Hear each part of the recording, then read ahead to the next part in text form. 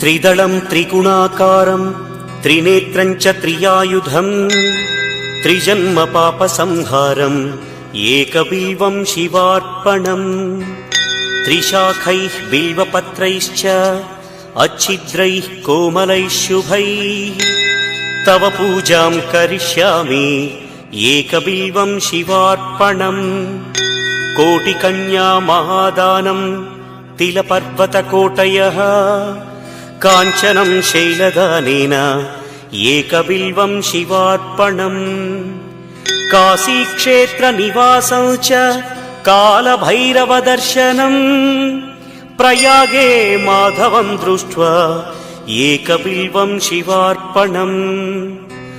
इन्दुवारे व्रतं स्थित्वा निराहारो महेश्वर नक्तं हौष्यामि देवेश एकबिल्वं शिवार्पणम्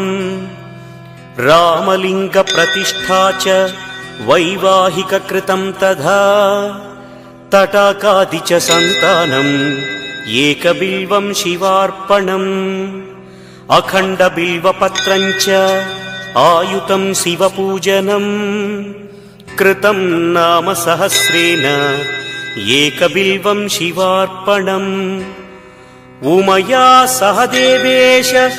नन्दिवाहनमेव च भस्मलेपन सर्वाङ्गम् एकबिल्वं शिवार्पणम् सालग्रामेषु विप्राणां तटाकं दशकूपयोः यज्ञकोटिसहस्रस्य एकबिल्वं शिवार्पणम् दन्तिकोटिसहस्रेषु अश्वमेधशतक्रतौ कोटिकन्या महादानम्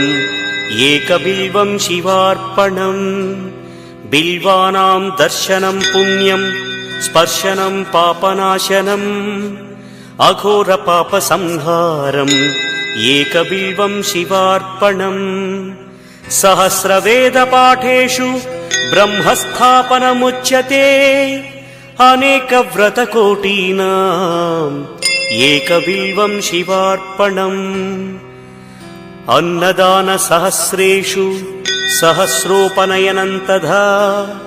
अनेकजन्मपापानि एकबिल्वं शिवार्पणम् बिल्वाष्टकमिदं पुण्यं यः पठेत् शिवसन्निधौ शिवलोकमवाप्नोति एकबिल्वं शिवार्पणम्।